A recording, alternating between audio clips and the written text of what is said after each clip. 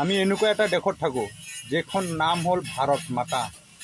এই ভাৰত মাতা নামটো মোৰ শুনিবলৈ বহুত লজ্জিত লাগে, কেলৈ নাম হ'ল ভাৰত মাতা, লেকিন এই ভাৰত মাতা নামটো হ'ল কি, এইটো মা আখৰত যায়, লেকিন এইটো মা হ'লে এই কেইদিনমান আগত এই কলকাতাত শুনিছে, এই কলকাতাত কি হৈছে, একটা জিন্দা মানুহৰ শৰীৰৰ পৰা মাংস কামুৰি খাব পাৰে, ডেড কৰি দিব পাৰে জাগাত, এইজন মানুহৰ ওপৰত কোনো শাস্তি নাই।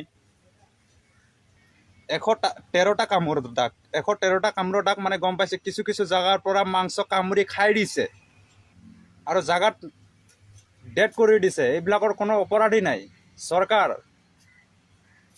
মই চৰকাৰক এটাই কথা কৈ দিব খুজিছোঁ, সাৱধান হৈ যাওক চৰকাৰ। ইণ্ডিয়াৰ চৰকাৰে হওক, ৱেষ্ট বেংগলৰ চৰকাৰে হওক, য'তেই হওক, ইণ্ডিয়াকে মই কৈ আছোঁ, সাৱধান হৈ যাওক।